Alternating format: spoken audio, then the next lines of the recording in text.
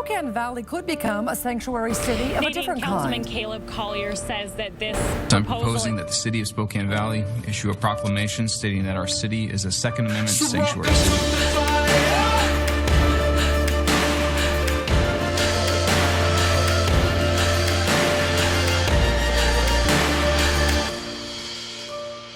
Welcome to the fire. Today on Church and State, the Angel of Retribution with Ivan Raiklin. Hello, Christian Patriots, and welcome to Church and State, where we drive morality and religion over tolerance and apathy. And I'm your host, Caleb Collier, once again, your favorite far-right shock jock, and the show that talks about politics and religion. Jesus Christ is our referee, so it's always nice and clean. Real quick, I'm going to point you to the website, churchandstate.media, so you can do a few things. Fill out that registration form, and of course, you'll get our newsletter and a personal phone call from yours truly. While you're there, please check out some of the most recent episodes. We continue to cover hard-hitting subjects. Right there is a great example of it. Also, check out some of our featured guests. We've interviewed some incredible people over the years, people like Dr. Ron Paul, Michael Lindell, Dinesh D'Souza, General Flynn. And with every single one of those, you can just click on the name and it'll take you right to the interview. Also, peruse through some of the great affiliates that we have. We got some incredible companies that support us. And with every single one of those, if you use the promo code Church and State, you'll be helping to support us. Many of them you'll get a discount on as well. And speaking of support, look, we're part of some incredible networks: NRBTV, Prepper Broadcasting Network, CDM, newscasters, Your News, so many out there. We also have the opportunity to be nationally syndicated on AM/FM radio, but we need your help to get there. And so any donation will help us, $10, $15, whatever you can do. It really does help us get the message out. Lastly, if you want to get a hold of us, churchandstate1776 at proton.me. With that, let's go ahead and bring on our guest. Now, I am thrilled to have Ivan Raiklin join us. He's a constitutional lawyer, former U.S. Army Reserve Lieutenant Colonel. He's deployed in Afghanistan, Jordan. He's earned the Bronze Star, which is quite a feat, ladies and gentlemen, and has just been an absolute warrior for liberty and pretty much the bane of any corrupt politician's existence. Ivan, thanks for joining us on Church and State. Hey, good to be here, Caleb. Thanks for having me. Absolutely. What an honor. I love the title. I love the mission. And let's expose a little bit more truth. I love it. That is the agenda here at Church and State is truth, no matter what it looks like, no matter how ugly it can get. And we just, we got introduced because you were working on a friend of mine's campaign. I've known Mark for a number of years, but we just got some bad news out of South Carolina. The deep state was able to poll, cheat, something, I don't know, but we got Lindsey Graham back in as a senator. Yeah, that's unfortunate, but I think there's a silver lining to a lot of this, and I think maybe we're going to get into this. I think we have enough time, but a lot of people are going to talk about how bad and blackpilling things are, but I always like to lean on what I have positive bias. And when somebody's saying one thing, I always give the other opposing kind of devil's advocate component of it, but not in a satanic devil's advocate sort of manner, more of a, hey, look at it from this perspective. And when you look at it from a different perspective, there is hope in order to motivate folks to get more involved. And I'll start with it that you got to remember back in February of 2021, the entire government had their foot on our proverbial necks, whether you're a Christian, whether you're a truth seeker, whether you're advocating for individual rights and liberties. That's kind of when they reached their zenith from February of 21 into August and September, I would say, of 2021. And since then, we've been incrementally, what I like to call, using the football analogy, of on fourth down, getting that first down by a millimeter. And we've been doing that every single month and year since then. And we just got to continue to push back against it, with or without a friendly or a compliant or a neutral a White House, right? Or a House and the Senate, or a coward, White House, or a cowardly House of Representatives or Senate. So I'll say this, that, we're in primary season right now in 2026. And we saw that Thomas Massie secured, even though the entire international and government apparatus descended with tens of millions of dollars to take him out, he still secured over 45% of the vote. So 45% of those in Kentucky thought, you know what, I'm not buying into the AI slop, the lies, the deceit, the cheating, the multi-tens of millions of dollars that were money that was laundered by U.S. members of Congress, bought off by these interests, sent over to foreign interests, then back into their political campaigns to then distribute out to take out a Thomas Massey. Even amidst all of that, 45% of voters reject all that. So that's kind of the snapshot in time of 45%. Since that, I would say that more people are starting that campaign ripped the entire Band-Aid off. That, you know what? You start to scratch your head and think, why is the White House, why is President Trump, why is Pete Hegseth being sent to stop one member of Congress from securing a victory that's an incumbent? Well, it's because he's the one critical about the war efforts internationally, right? And so you have to violate the law, violate the Hatch Act, and deploy the Secretary of War to support some no-namer, right? And when you do that, you get what's called a Pyrrhic victory, meaning on paper, yeah, you defeated Thomas Massey, but you expended 100% of your capital in doing so. And tens of millions of more people realize that the only reason why you did that is so that you can continue the money-making scheme known as the military-industrial complex money laundering scheme in order to keep Bibi Netanyahu in power in Israel. That is the only reason why you're doing it. Now, you're going to use other reasons. Oh, this is a grandstander. Oh, this is a, you name the name calling and then call his spouse names and then say that he, desecrate the marriage that he had when he lost his wife, etc. It's exposing you more than anything. And so with that, America is waking up that we're going to solve this in spite of this current White House, right? Even though we definitely upgraded. Don't get me wrong. I'm not advocating for the alternative that has a D, which stands for domestic terrorist Democrat. I'm not advocating for that. What I'm advocating for is we've gone from a America 6th to an America trillionth Democrat-controlled government to, at best, an America 2nd controlled government. Well, guess what? Not only do we need to upgrade from that, we need to continue that cultural push. Now, culturally, we've secured some victories. We've pushed out, all the didn't earn it policies, DEI, or the conniving racism training, right? The CRTs. But it seems as though that playbook is also being used by Bibi Netanyahu to try to stifle the First Amendment, to expose him as being, they're using and calling people names, calling out Bibi Netanyahu for the guy behind basically trying to compel, coerce, influence, manipulate Donald Trump into fighting Bibi's wars so that he stays in power. And guess who's behind that? The person telling Bibi Netanyahu, whispering sweet thoughts in his ear in order to tell him, hey, Bibi, guess what? I golf with Donald Trump all the time. I know exactly what you need to say and do in order to manipulate him so that you stay in power, so that you can then continue to fund my campaign to beat Mark Lynch. Here you go, Mr. Bibi Netanyahu. And I'm going to speak as though I'm Lindsey Graham right now, so kind of bear with me. Are you going to have a lisp? So I don't know how that works, but a lisp probably. A list? What do you mean by that? A lisp. Are you going to be like, stop it when you're talking when you're channeling your Lindsey Graham? Okay, I'm not a good voiceover. So I'll say this: so when Lindsey Graham travels every other week to Jerusalem or to Tel Aviv, wherever it is, to visit with Bibi Netanyahu, or even at the White House, right? Because Bibi's over there all the time, right? She's been there 7-8 times now since January 20th of 2025 last year, more than really anybody. Any consequential leader. I mean, obviously, other than Israeli citizen Miriam Adelson, but that's a side note. Who purchased Donald Trump's seat for $250 million, right?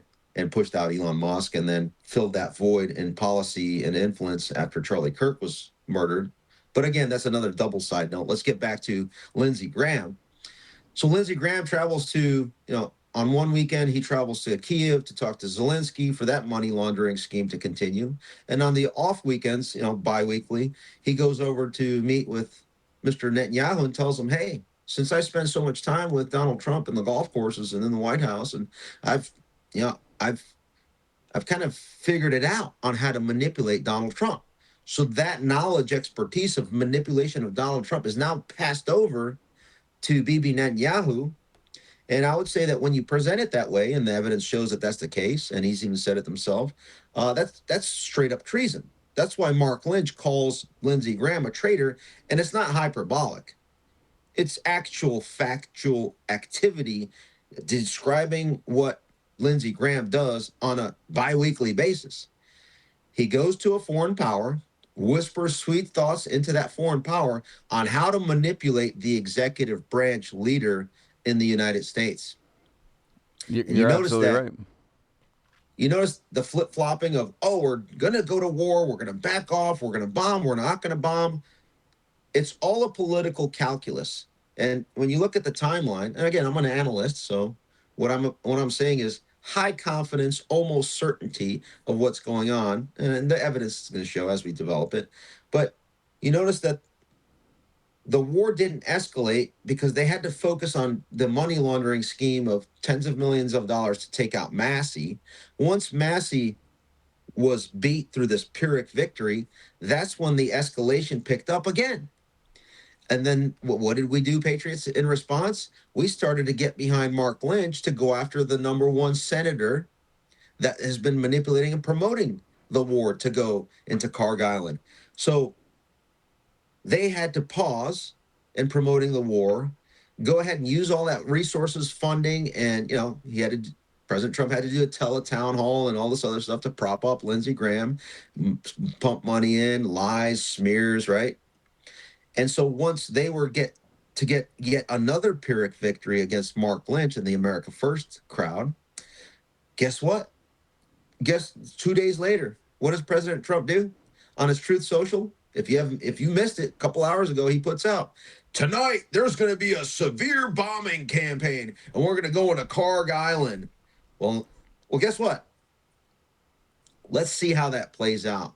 And I'm going to say it this way, that once that occurs, there are so many Americans that have been OG, what you call MAGA, when it stands for Make America Great Again. Those individuals are starting to see that MAGA is now shifted to MAGA. It went from Make America Great Again to Miriam Adelson governs America. Ooh. And we're not on board with that second MAGA, okay? Yeah.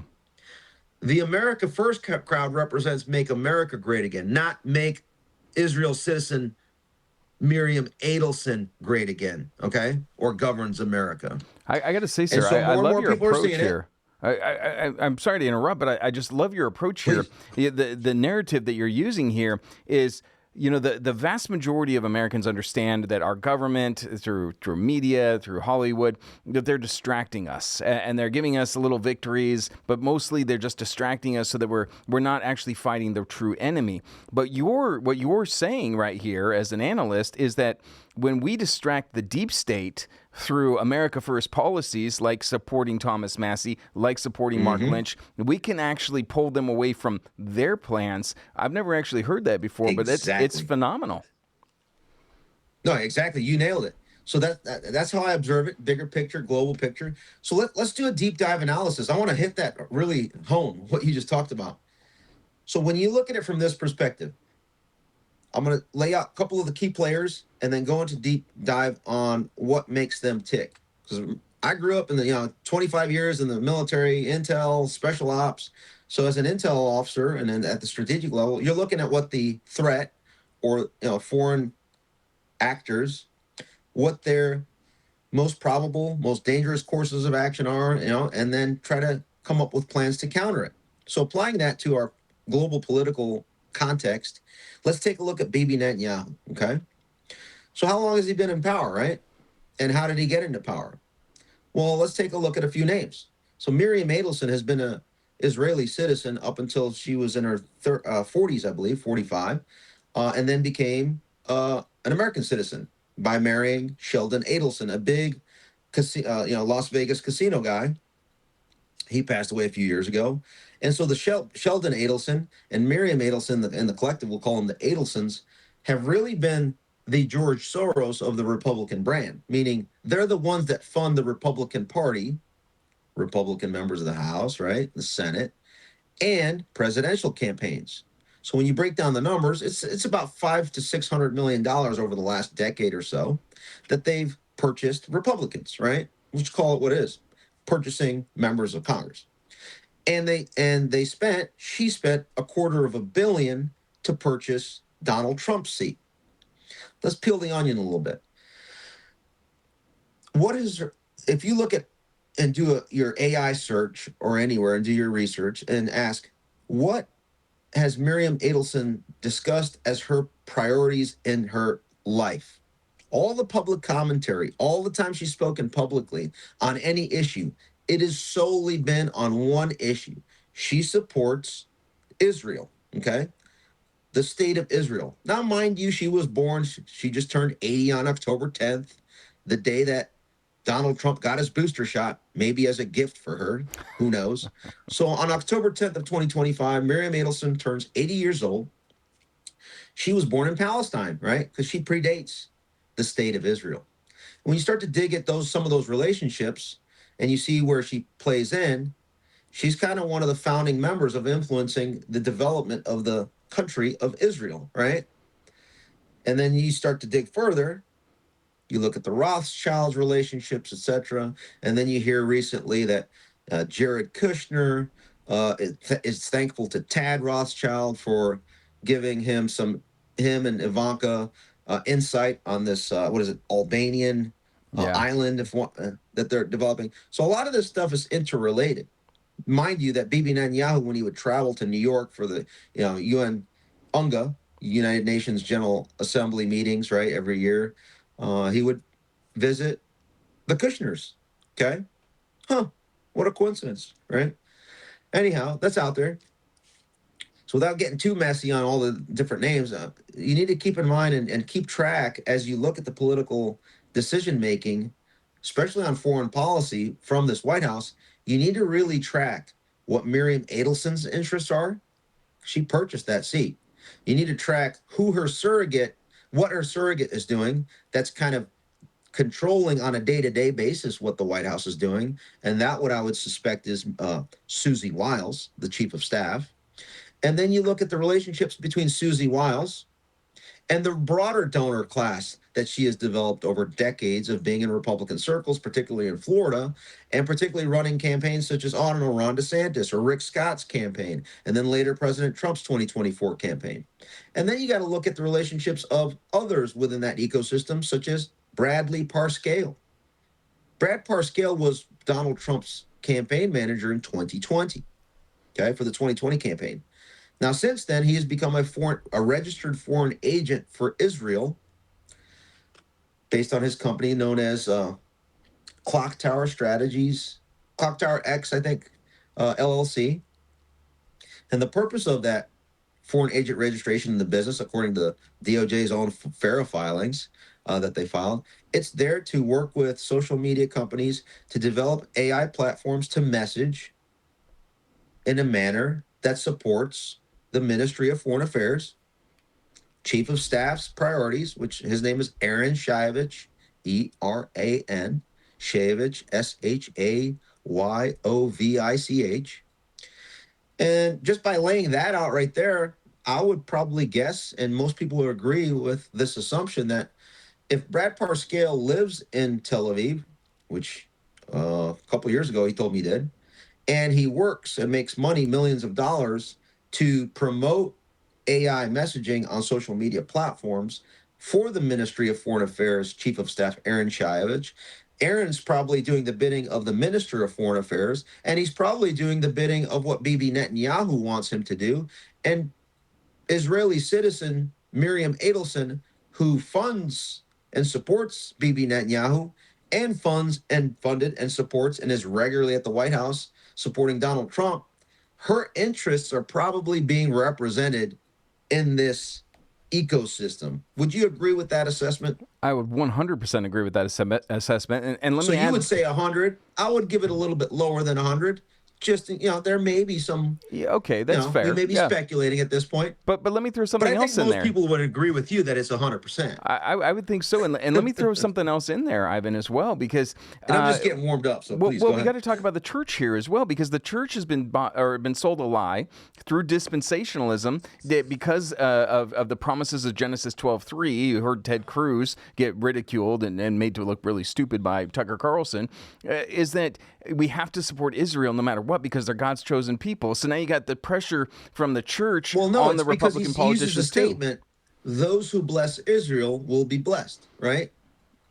Well, he's right when he says that, because when you bless Bibi Netanyahu and Miriam Adelson's policies, they will bless you with millions of dollars through AIPAC. So he's not wrong. He's not wrong at all. I agree with him fully. And the FEC filings show exactly that.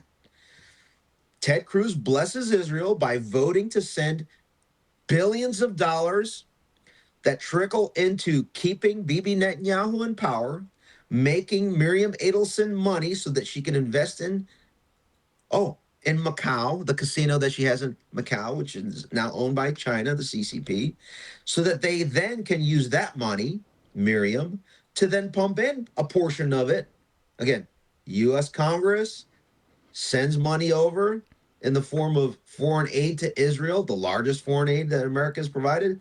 That goes through Miriam Adelson and then goes back through AIPAC and her money to keep those members of Congress that just sent the foreign aid. It's that nice circle, the circle of life, which is none other than you bless Israel, meaning Bibi and Miriam and Jared Kushner, you will be blessed. I mean, President Trump and his family is definitely being blessed right now. it certainly is. I would say Ted not necessarily Cruz is by definitely God. being blessed. Yeah, and not by God though, but And to definitely quote by the Donald nation of Trump's- Israel. Yes. And to quote Donald Trump's tweet talking about in 2015 on Marco Rubio, where he's owned by Sheldon Adelson, who else is now owned by, not Sheldon anymore because he's passed, but Miriam. So again, everything I'm saying is obviously speculation so that I'm not sued, right? It's just analytic judgments that I'm making based on the evidence provided and using their own words and their own actions. Sure. Why go after me? I'm just kind of laying it out. No, I definitely Take a see. little trip. I see what you're, or as they say, I smell what you're stepping in. Well, let me ask you this though. So the I shouldn't have said that while you were drinking. Apologies. But shouldn't this be the red flag for all of Americans as they're looking and inviting people in through the media, right? That who they're going to listen to, who they're going to trust. You know, there's still people that are listening to Mark Levin. I don't know why, but they still are. I'm sure he's blessing Israel to the same tune that I'm Ted sure Cruz he is. So, but shouldn't that be the my marker? guess, I'm guessing that Laura Loomer is probably being blessed as well. Oh, I would, yeah.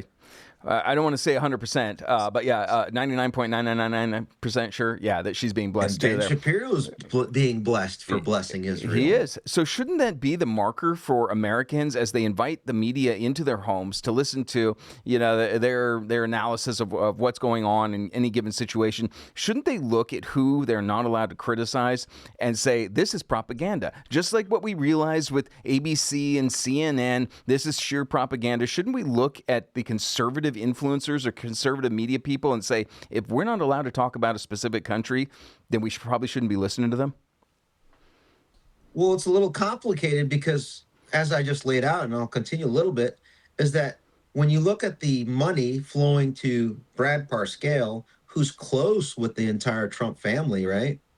And then you look at the connections with Salem Media, because Brad Parscale used to be he might still be the chief strategy officer of Salem Media. So then it begs the question, who in Salem media ecosystem within the Trump family is benefiting from promoting Miriam Adelson and Bibi Netanyahu's policies, right? Yeah. I'm going to, let me start with this. Last I checked, Sebastian Gorka used to be with Salem Media. I wonder what relationships Mr. Gorka has with Bradley Pascal, and whether or not his decision to go over to Salem and never talk about the unsafe and ineffective so-called vaccines had anything to do with Chief Strategy Officer Mr. Bradley Pascal, and whether or not Mr. Gorka was only platforming folks that were in line with Miriam Adelson's policies and interests, along with Mr. Netanyahu's.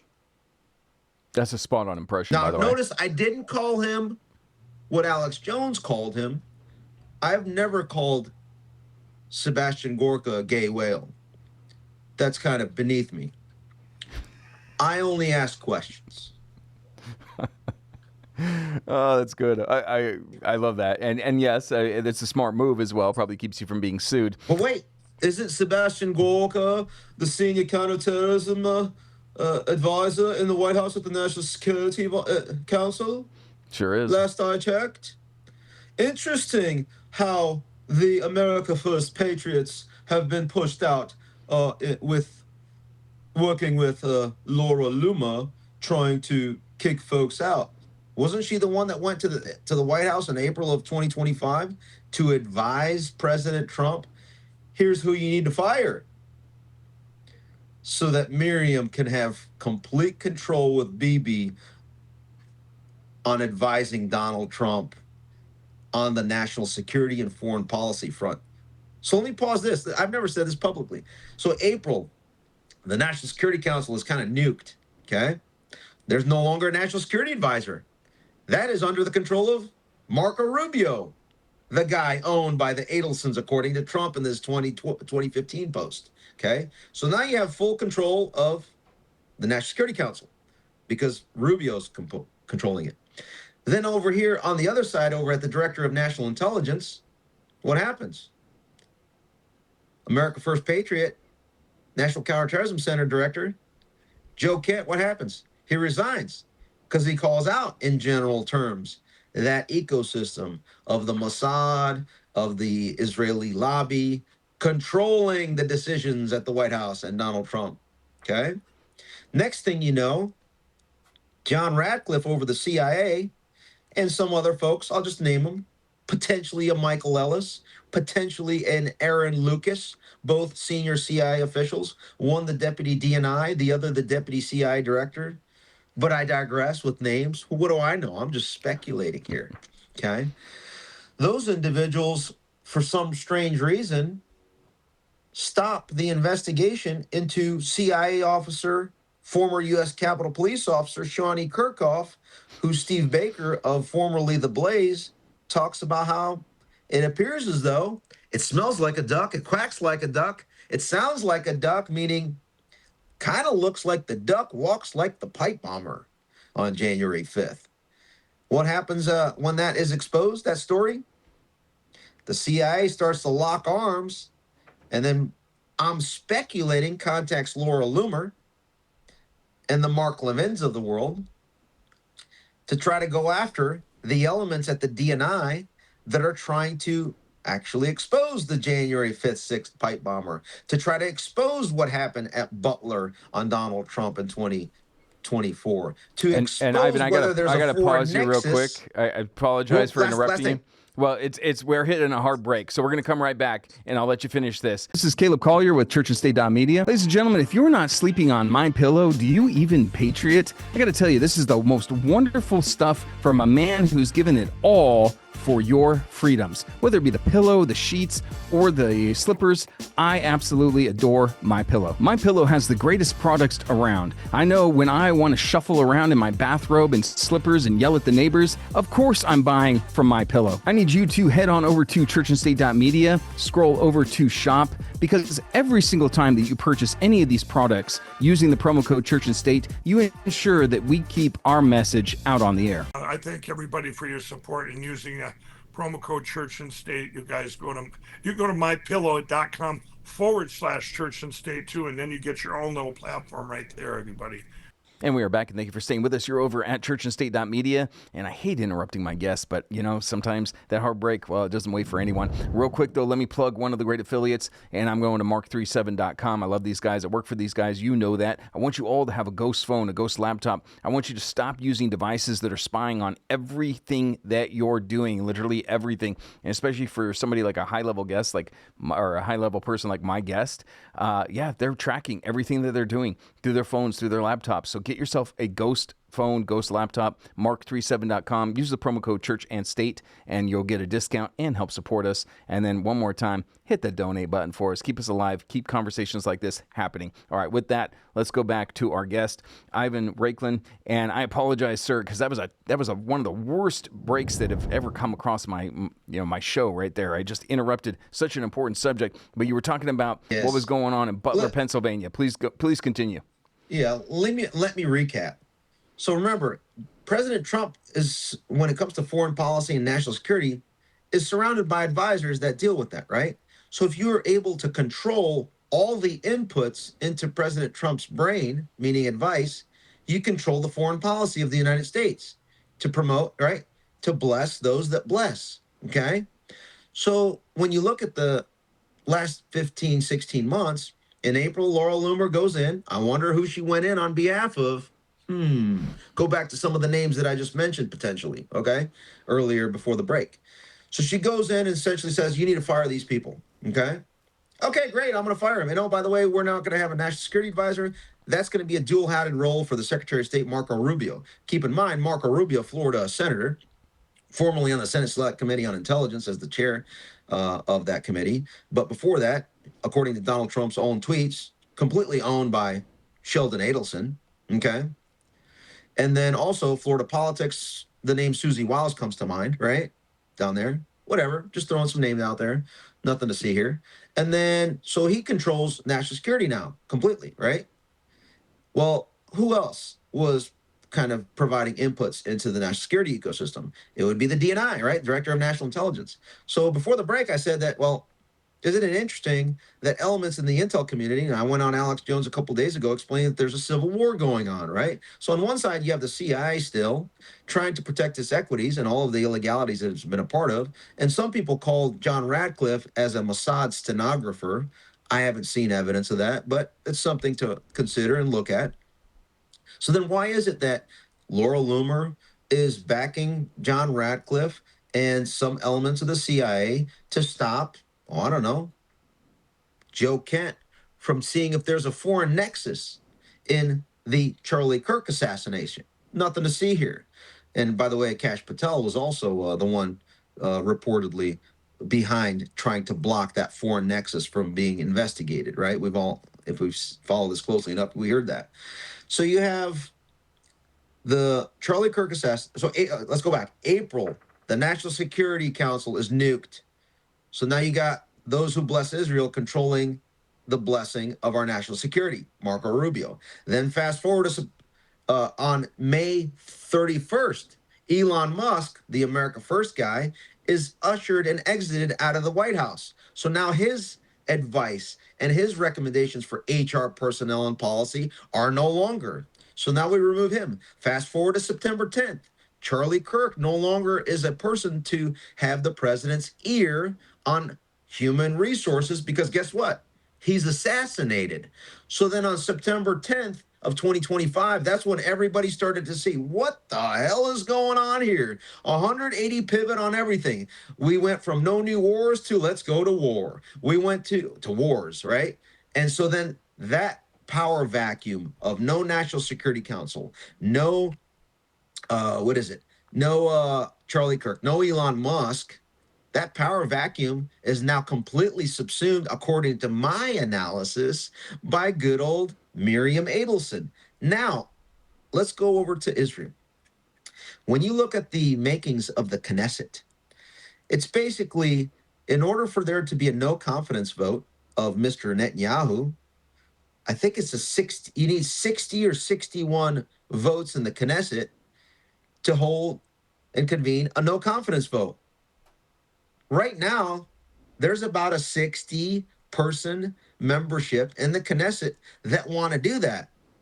And if Bibi doesn't go to war with the collective Israeli threat known as Iran, and if he can't bring in more money from the United States to pay off Knesset members to keep them in line from removing him from power, then Bibi Netanyahu is no longer in power. He has to have this war, and it's not just a bombing campaign. There has to be a continued money laundering scheme going on so that he stays in power. And let's bring in Lindsey Graham. Lindsey Graham comes in to advise Bibi Netanyahu on how to keep that money laundering scheme going on. But to do that, he's got to get a cut. So I think it was $27 million, and I'm hearing that maybe another 30 plus in total, maybe up to $60 million through PACs, affiliates, etc., were used to keep Mr. Lindsey Graham in power. Well, that's because he's helping Bibi convince the White House to go to Carg Island, right, to keep him in power, because he can say, hey, look, I got Donald Trump by a leash. He's doing everything that that we're telling him to do. And oh, by the way, the Lindsey Grahams of the world and the others purchased by AIPAC and Miriam in the Republican brand and the Democrat brand, which is a majority of both houses in the Congress, they fall in line and vote for that because guess what? There's going to be money to be made when you go to Carg Island and determine the flows of Iranian oil. So you got the military industrial complex sending your taxpayer dollars to pay for that and bribe officials, right, to keep them in power, and then send some of that money back. Remember, it wasn't only 10% for the big guy on the Ukraine deal. It's 1 to 2% for the smaller guys, like, I don't know, Republicans and Democrats, to stay in power, to continue this vicious cycle. And so I'm going to end with this on this part, is that there's a silver lining here. People seeing this and me coming out and explaining in detail that this is probably what's going on convinces you and others that this is the 100% solution to what's going on. It forces people to look into it further, to fact and law check me, and they come to the conclusion that, oh, Ivan Raiklin's onto something here, and this is exactly what's going on, and now I'm pissed. I'm furious. Now I know the real problem. Now let's go into solution mode. Okay, ready for that? I like that. Let me, before you hit your solutions, let me throw something at you here real quick. Yeah. It's been said that the United States is about 10 years behind what is occurring in Europe. And obviously we know what's going on in Europe. They've used the Islamic Horde to go in and really collapse the westernized system that existed for so long there. What we're seeing in Ireland right now, with what occurred, the beheading in Belfast, or attempted beheading in Belfast, we saw the Protestants and the Catholics, who have been fighting for a very long time there, actually call a truce so that they can address what's going on in their country. Going back to what you said about America Second, that we've now achieved a position in America as America Second. We want to get to that America First side. Are we about 10 years away from, if Europe is actually starting to see like this transformation going back to defending the West, are we about 10 years away from going to that actual America First politicians' policies? Well, you saw a victory night party for Ed Gallarain, who supposedly beat Thomas Massey. There was maybe 30 people, right? Yeah. Okay, let's say it's 40. Okay, let's say it's 50. That was the victory party. The watch party, if you will, or the victory party for Thomas Massey, or the loss party, you had over 1,000 people in there. That room was packed. The entire Globe's media was there. The overflow room was completely overflowed, okay, in the lobby of that hotel. How do I know? I was there. I mean, the video shows it, right? So in Kentucky's 4th District, 45% of the populace didn't know what I just laid out to you in this level of detail. Okay, you got podcasts like yours, you got others out there that are continuing to create content that are more higher IQ critical thinkers, long form. We're in the business of laying it all out. So that 45% goes to 50, to 55, to 60, to 70. Let's just say it stays 45. Okay. Now let's take a look at what happened on June 2nd of this year in Iowa. Zach Lane, the America First candidate, was not endorsed by President Trump. Someone else was. Zach won that primary, 37%. 1 point above the other one that was endorsed by that was endorsed by Bibi Netanyahu and Miriam Adelson. Let's just call it for what it is, okay? And so you got 37% in Iowa. This is within the Republican circle, right? You got 45 in Kentucky's 4th. You got 30% in South Carolina, according to, to this last election. And then let's harken back to 2016. How much percentage of the vote did Donald Trump secure in the primaries during that election to win the nomination? It's around 30%. So if we end up putting forth an America First candidate for president in Iowa, okay, but yet we have other establishment folks like J.D. Vance or Marco Rubio and Mike Pompeo, and you name it, right? 37% are going to vote for the America First guy if there's only one of them. But if there are 3, 4, 5, 10, 15 others, they divide up the vote. Sure. So then who wins in Iowa if it's one America Firster versus 3, 4, 5, 15 establishment pukes? America First. And what happens in New Hampshire, the free state, the next primary? Yeah, America Same First. dynamic. What happens in the third state where there's a primary in South Carolina, where they secure, right now it's a 30%. But I suspect over the next 2 years, that 30%, I guarantee you, will grow. Say that again? Yeah. I agree with you. What's the phrase? America First. And then what about Nevada? And so on and so forth. All right. So those are solutions right there. And I love... So our role here is to continue to expose things in spite of the situation. Because everyone's like, oh, no, you're betraying this and that. No. I'm not betraying the truth here. Others are betraying the truth or obfuscating it. I'm just here to rip the Band-Aid off. Hey, and where the chips fall, the chips fall. But having said that, I'm a pragmatist as well. From now through September 15th is when the Republican primary takes place in America at the federal level. You're going to see me backing the Make America Great Again crowd and not the Miriam Adelson Governs America crowd within the Republican primaries. That's what we saw in South Carolina, right? So when you realize that that is the dichotomy in the fight that's going on, because let's face it, the Miriam Adelson Governs America Republicans, you think they're going to put on their forehead, hey, look, I'm being funded by Bibi to keep him in power. You think that's going to play well with American citizen constituents? Yeah, obviously when it's not. Blatantly like that? No, they're going to say, oh, don't vote for this quack. Don't vote for the other guy because they're panicking. Let's create AI ads that falsely present the America First guy. And they can do that because they have tens of millions of dollars to do that. Okay? So that's the fight going on from now through September 15th. Delaware is the last state that has a primary. So as people look at, next Tuesday, the reason why I'm wearing this shirt, this is key. When's this going to air? Are we going to air soon? We will air next week. Okay, so it's going to be too late. On Tuesday, there's a runoff in Georgia. Georgia's 11th congressional district. On one side, you have Barry Loudermilk's retiring. He was the chair of the subcommittee that went into the January 6th look to expose the Fedsurrection, up to and including Nancy Pelosi. But you had Republicans in the conference that didn't want that to happen. They were blocking it. Brian Stile, the chairman of the House Admin Committee. And now this Congress, Jim Jordan is basically delaying, right? As a chairman of the judiciary, because the new J6 committee is underneath that. The guy that was doing the most effort in exposing the J6 Fedsurrection in Congress, aside from Massey with the pipe bomb stuff, was the chief of staff for Barry Loudermilk, Rob Atkerson, who's running to replace Barry Loudermilk.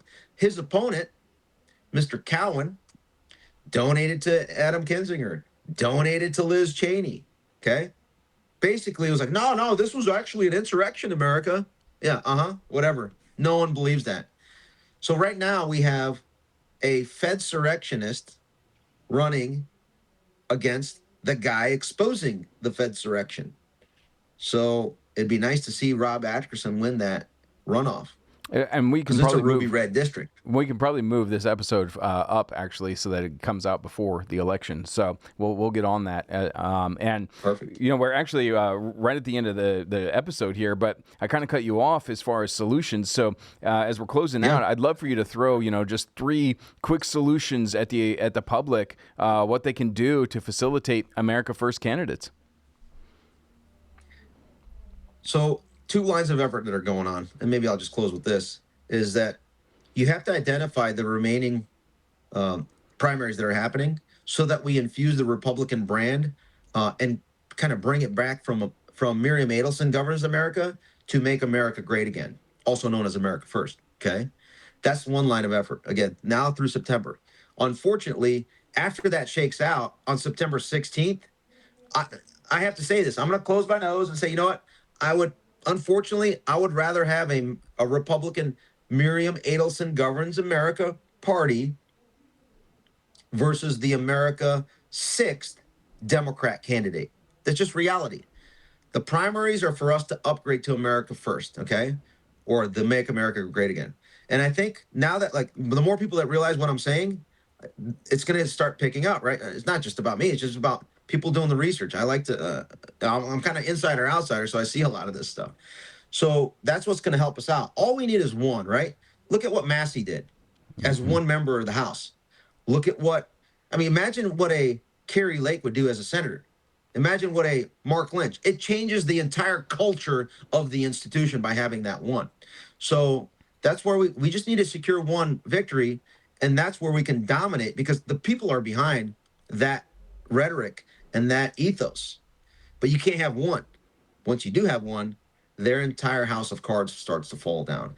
And then on another front is Nancy Mace just lost, right?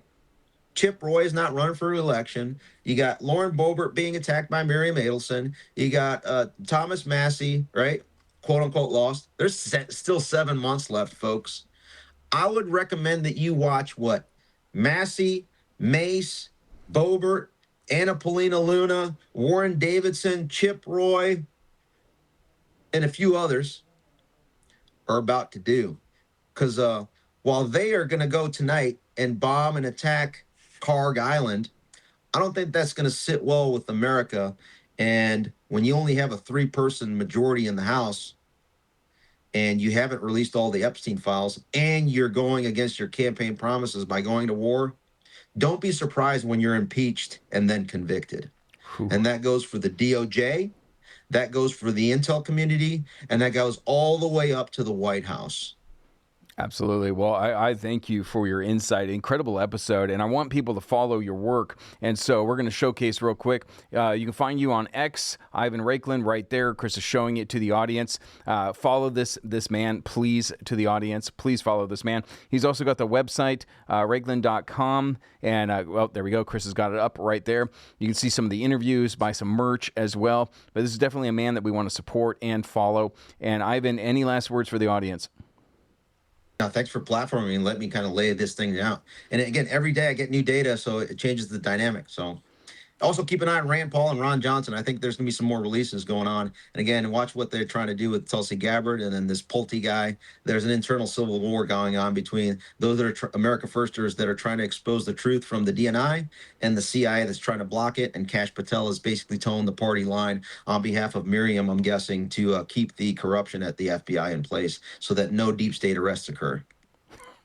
All right. Well, and that's what we want. We want arrests to occur. We want to take our country back. We want to substitute or replace the country or the government with a government, like the Declaration of Independence says, with a government that honors our liberties. Department of Retribution. There we go. And you are the angel of said retribution. So, Secretary. There we go. Well, I loved having you on, sir. And I'm going to go ahead and close this out. If you hold on one more minute, post-production, say our goodbyes. I'd appreciate it. But thank you for coming on the show. Thank you. Absolutely. All right, ladies and gentlemen, there you are. Angel of Retribution, Secretary of Retribution, whatever you want to call it. We need people like this fighting in the trenches so that we can arrest these deep state players, these activists, these actors that are taking us down the road that is definitely anti-American. Church and State is brought to you in part by Colonial Life Spokane Independent Agents, Finders Insurance, and Mark37.com. I'm Caleb Collier. I was born for a storm. Welcome to the fire.